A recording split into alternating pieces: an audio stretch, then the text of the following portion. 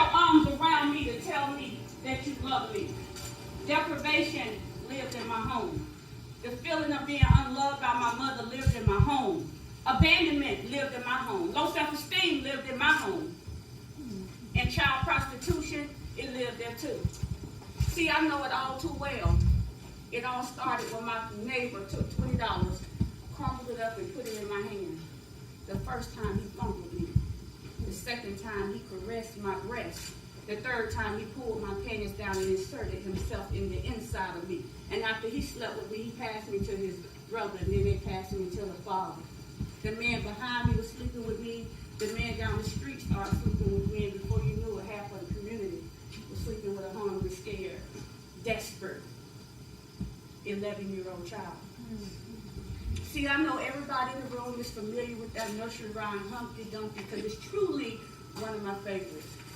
Humpty Dumpty sat on the wall. Humpty Dumpty had a great fall. All the king horses and all the king men could not put Humpty back together again.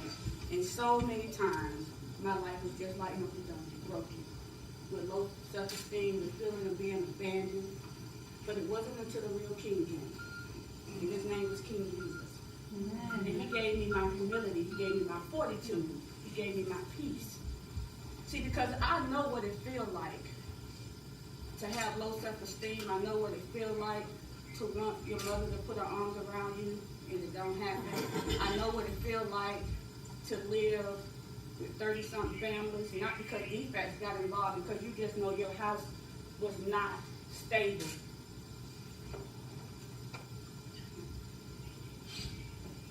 I lived across the tracks where nobody would come. They said that I was going to be just like my mama with a house full of kids. See, my mom had 18 children from different men, and none of us had the same father. My mom didn't know how to love me because nobody ever loved her. And I began to realize that people can't give you what they don't have. Amen. Life for me was really bad. I lived in Bainbridge, Georgia, which is 4 hours from Atlanta. And when I was 12 years old, I knew that I had a father. When my father died when I was 2 years old, I knew that my father's family loved me. And my mom took me away from them when my father died. I was 6 years old. We moved to Georgia. My mother brought us to her mother's house. And that's where the abuse started for me. My grandmother and my aunt would beat me repeatedly. My mother dropped us off. I had 3 siblings at the time. My mother dropped all of us off, and she never came back. And the reason I'm dressed like this is because this is the way I used to look. Raggedy. Worthless. I didn't have shoes, so I had to borrow somebody else's. And this reminded me of where I came from. I wanted you to see what I used to look like, but I want you to know that God changed me. He gave me a peace. He gave me his peace. He gave me forgiveness. Where not only have I forgiven my mother, but I've forgiven all the men who violated me. I can stand before you today and tell you that God has been good to me. I was told that I would never be nothing in life. I was told that I would never be able to attend a college. I was told that I would never be able to do anything. But somebody poured into me and said, I want you to leave South Georgia, and I want you to go to Atlanta. And I came to Atlanta for Job Corps, because in my mind, that was all I could have. That's all I could get was Job Corps. My grades were horrible. So when I got to Job Corps, I heard about the AU Center. And because God had put that burning desire in the inside of me, it's something about a burning desire in the inside of you when God put it there. Yes. I went to Morris Brown College a total of 7 days. I was denied 6 days. I was told no. The guy who told me no, he had just graduated the year before, and he really thought that he owned the school. So he took pleasure in telling me no. But because I had that burning desire in the inside of me, I studied his habits. And I waited for him to go to lunch, and I went back. And it was a new guy sitting in the seat. And he said, how may I help you? I said, I want to be a student at this great institution. He said, what do your grades look like? I said, they were horrible. He said, where are you from? I said, Bainbridge, Georgia. He called my high school, my guidance counselor, who took me from sleeping outside on the merry-go-round, answered the phone. See, it's something about sleeping on a merry-go-round. And you have to wake up in the morning and use the dew to wipe the matters out your eye. And then you go back to school in the same clothes that you wore the day before. But she said, my uncle is the first doctor in Bainbridge, Georgia. He sits on the board of trustees at the school, and if you don't let Dorsey become a student there, we're not going to give you any more funding.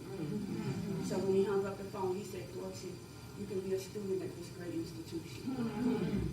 I had to leave Atlanta Job Corps because I couldn't be at Atlanta Job Corps and be at Morris Brown.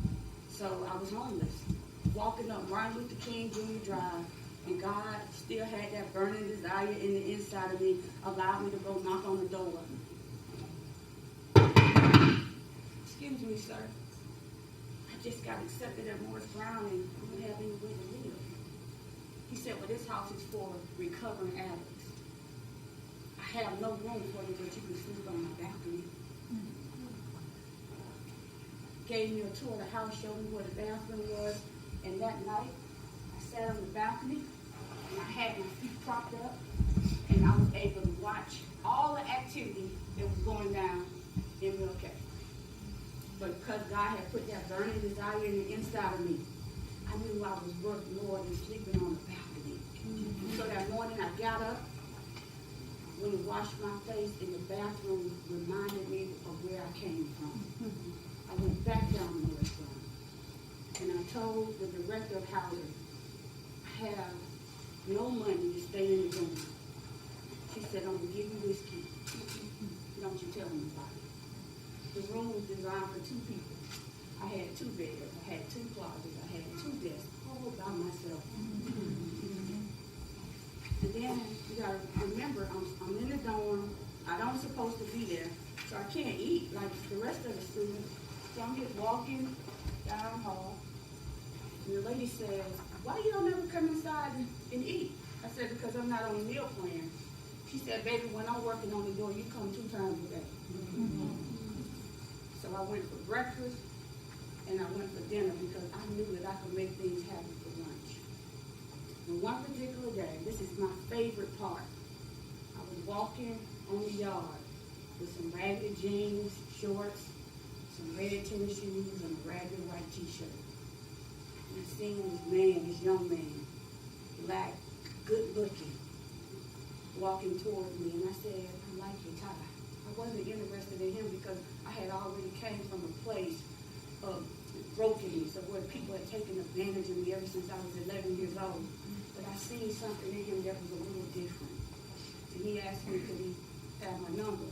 And I told him no. I said, all you guys are just alike, just want to take advantage of me. And he was like, no, I'm not like that. He said, I was raised by my grandmother. So he asked me out for a whole year. A whole year he asked me, could he take me out? And I would tell him, no, I can't do that. I want to focus on my education. And one particular day, it was a sunny day, he stopped me. He said, can I have your number? And I said, you can have a number this time. And we dated for a whole year. December the 14th will be 18 years for me. He's my husband today. He's my best friend.